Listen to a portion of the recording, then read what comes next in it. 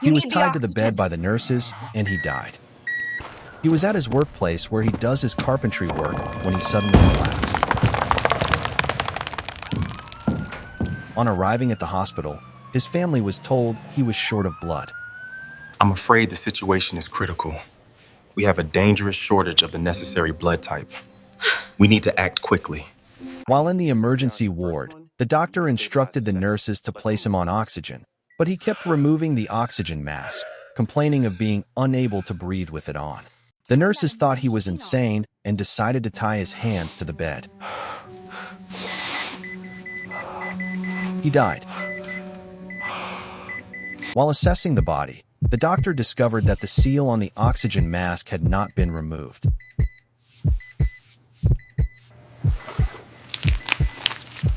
The seal, it's still on. It was sealed the whole time. The oxygen mask, which should save him, killed him because of the recklessness of the nurses. This is impossible.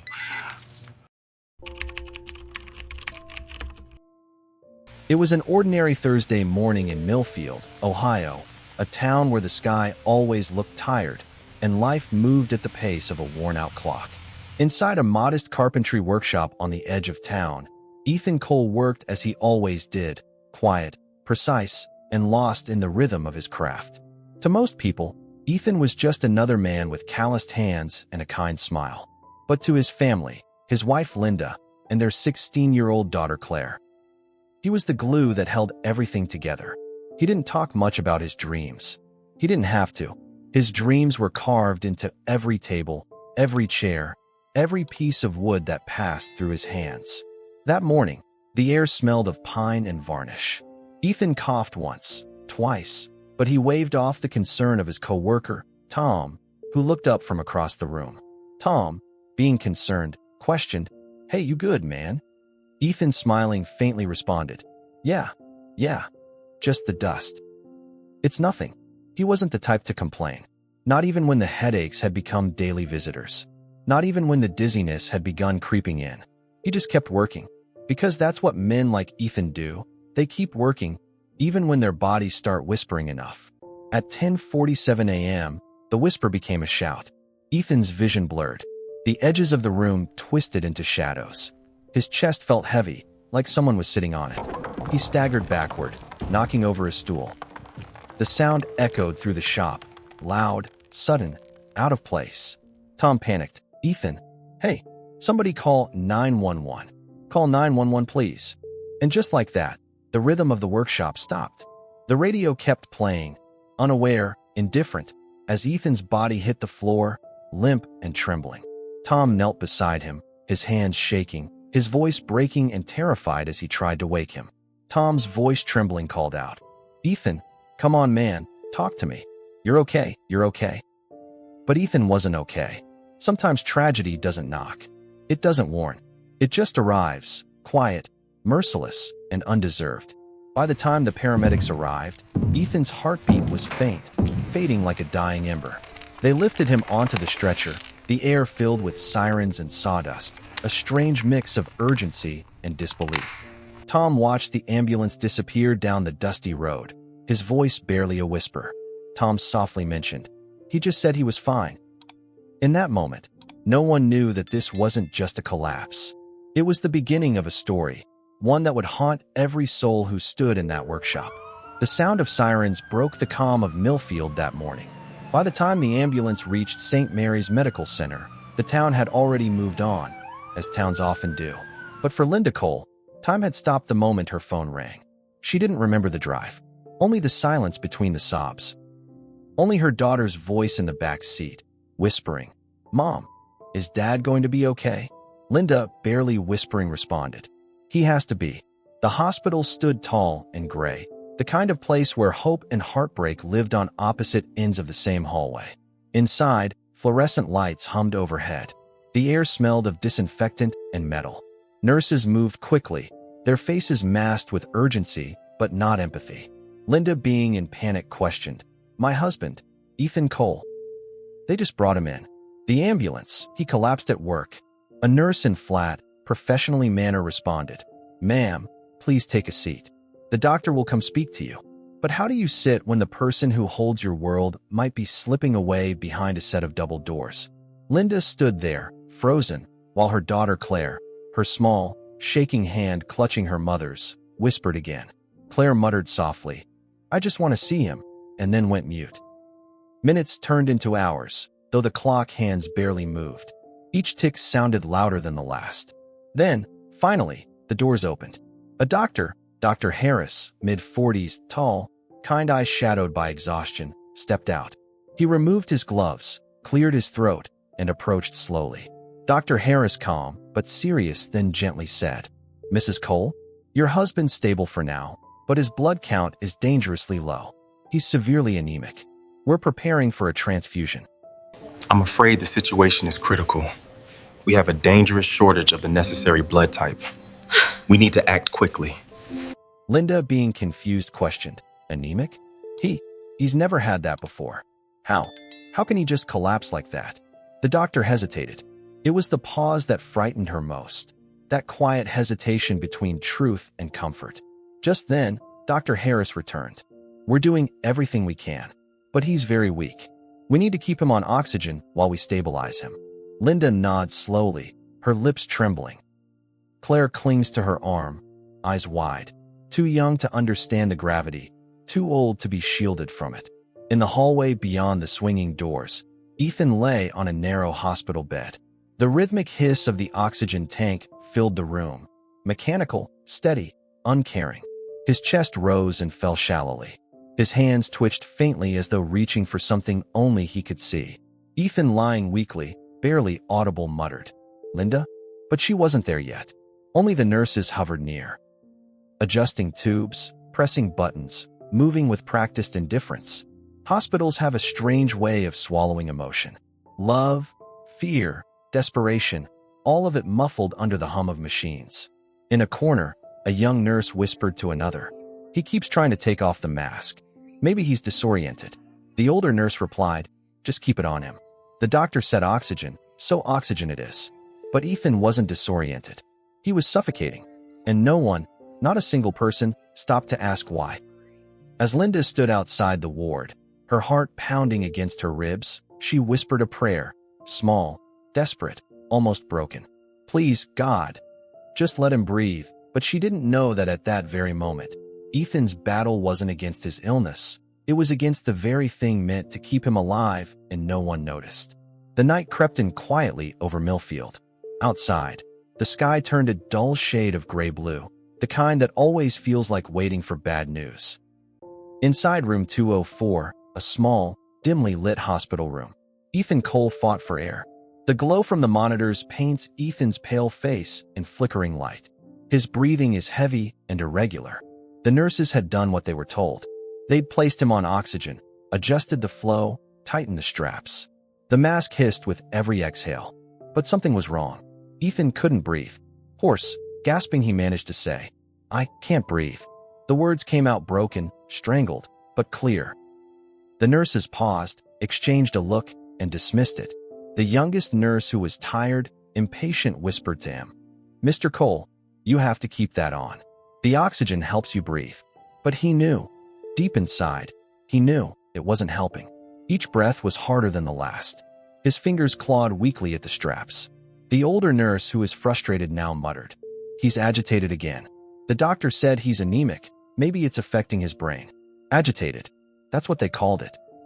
Not panic, not suffocation, just another restless patient.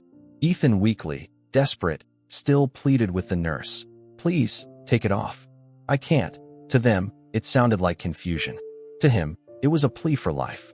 The hospital, like the town, moved on, 1 second at a time. Indifferent. Routine.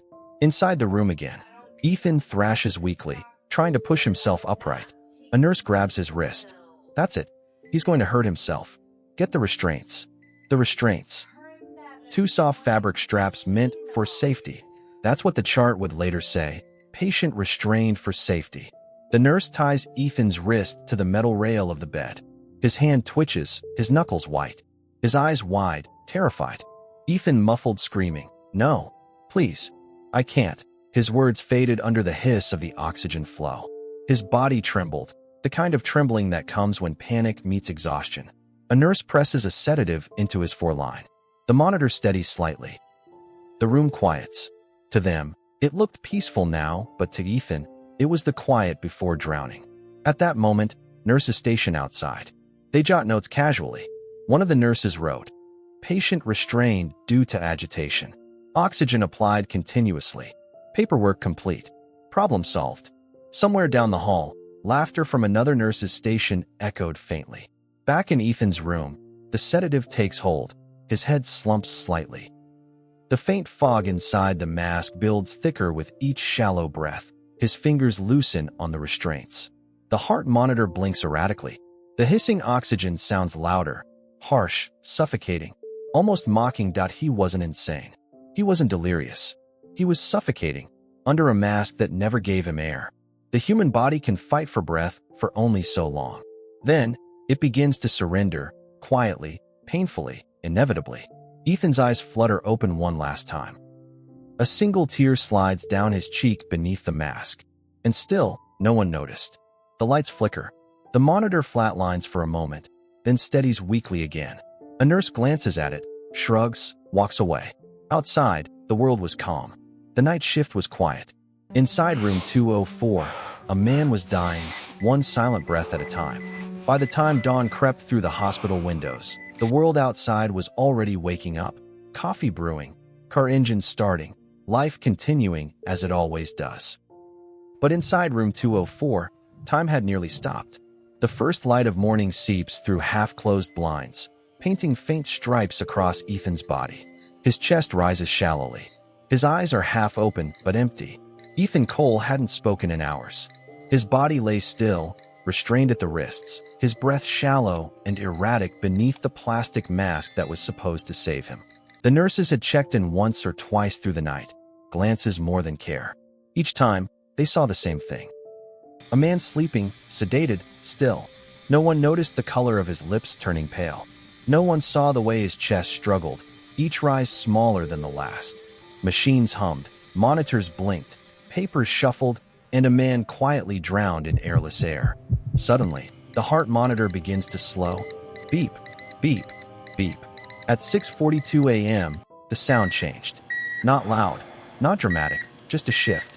A sound every nurse knows, but never wants to hear. Suddenly, the older nurse started shouting. Code blue. Room 204. Alarm sounds. The door bursts open. Nurses rush in. The defibrillator cart wheels in, rubber soles screeching against tile. For the first time all night, the room filled with urgency. Commands barked, gloves snapped, paddles charged. And just the doctor rushed in demanding what happened and how long he'd been like this. The youngest nurse flustered. He was fine an hour ago, doctor. He was calm, breathing steady. This prompted the doctor to shout with an aggressive loud tone. Get me that oxygen line now. The doctor leans over Ethan, eyes sharp, motions practiced. He tilts Ethan's head, checks the mask, presses his ear near his mouth. Then came the pause. That same hesitation, the one between routine and realization. The doctor's brows furrowed. His hands froze. He stared at the mask. His fingers traced the rim of the oxygen mask. His thumb presses against a thin, unbroken factory seal over the inlet valve. Immediately, the doctor's stunned whisper, "Oh my God!" The room went still. For a single, unbearable moment, no one moved. Then, the truth hit like a hammer. The doctor, who's now angry, said with a breaking voice, The seal's still on. He wasn't getting air." Gasps fill the room. A nurse covers her mouth. Another steps back, whispering, No, that can't be right." But it was. For 6 long hours, they'd been giving him nothing. A mask without breath. A lifeline that suffocated. The doctor rips the mask off, starts CPR. His palms press rhythmically against Ethan's chest. "Come on, Ethan, come on. Stay with me." But Ethan was already gone. He'd taken his last breath hours ago. Unheard, unseen, misunderstood. When the doctor's hands finally stopped, the silence that followed was suffocating. No alarms, no movement, just a single, hollow truth hanging in the air. He hadn't died from illness. He died from neglect. The doctor removes his gloves slowly. His eyes are hollow, filled with disbelief. A nurse quietly unties the restraints from Ethan's wrists. His hand falls limp to the side. The straps were loosened too late. The mask, useless, hung around his neck, a symbol of everything that went wrong. The morning sun filled the room, warm and cruel, spilling light across a man who just wanted to breathe. Some deaths make noise. Others leave behind silence, so heavy it echoes. The world outside kept moving. But in the family waiting room of St. Mary's Medical Center, time had stopped. Linda Cole sat perfectly still, her fingers locked around a styrofoam cup of untouched coffee. The steam had long vanished. Across from her, Claire stared at the floor, eyes swollen, lips trembling. A wall clock ticks loudly. 7:13 a.m. Footsteps echo from the corridor. The door opened. Dr. Harris stepped in, his white coat wrinkled, his eyes carrying the kind of weight no medical degree prepares you for. He didn't have to speak. The truth was already written on his face. "Doctor." Harris moved slowly to where Mrs. Cole was seated and said softly, "Mrs. Cole, I'm so sorry." Linda blinks once. The cup slips from her hand, coffee spilling onto the tiles like dark blood. There are no right words for a moment like that. Only the sound of a mother's gasp, the kind that seems to tear through the soul, and a daughter's cry that echoes down sterile hallways. Claire cried out loudly, "No, please, no." Linda drops to her knees, hands clutching the floor, whispering Ethan's name over and over. He was gone. Her husband, her best friend, the man who fixed broken chairs and broken days with the same quiet patience. But that wasn't the end of the story. Not yet. The doctor stands frozen in the doorway, guilt pressing down like a physical weight. After they left, after the sobs had faded into whispers, Dr. Harris walked back to room 204 alone. The room is cold now. The bed stripped. The oxygen mask sits coiled on the table beside an untouched chart. He sat down slowly, elbows on his knees, staring at the mask in his hands. The thin factory seal still clung to the port, mocking, merciless. Dr. Harris' hoarse whisper, "We killed him." It wasn't a statement of guilt. It was a confession of truth. A man had come here to live and left because no one had listened. The doctor lowers his head into his hands. His wedding ring glints in the light. The sound of the air vent hums steadily, the same rhythm as Ethan's last breaths. For days afterward, the hospital whispered. Forms were filed, apologies rehearsed, statements softened. But silence weighed heavier than any investigation. And for Linda and Claire, the silence became their home. The funeral, gray sky, a simple wooden coffin, one Ethan built years ago as a practice piece. His name, carved into it by his own hands, now marked the coffin where he was being laid to rest. They buried him on a Sunday. The same hands that once shaped would now lay still beneath it. Linda placed her palm on the coffin, her voice breaking into the wind. "You just wanted to breathe." Months later, the workshop still smelled of sawdust. Tom kept Ethan's tools exactly where he left them, as if any moment he might walk back in and say, "Let's finish this one, buddy." But he never did. Every mark, every dent, every grain told a story, not of death, but of a life that deserved better. A life lost not to fate, not to sickness, but to a moment of human blindness. Back to the hospital. Dr. Harris fills out one final report, then pauses. His pen trembles before he writes the last line. The words on the page, cause of death, hypoxia due to improper oxygen administration. He didn't add the rest. That the mask still had its seal. That no one listened when a man said he couldn't breathe. Because sometimes, the truth is too heavy for paper. There are moments that divide a life, before and after. Before, Ethan Cole was a husband, a father, a craftsman. After, he became a story whispered in hospital corridors. He didn't die because he stopped breathing. He died because no one believed him when he said he couldn't. Attention please, viewers. Have ever had a sad experience with nurses at the hospital? Share your story with us in the comment section. Watch out for part 2 because this story is far from ending yet.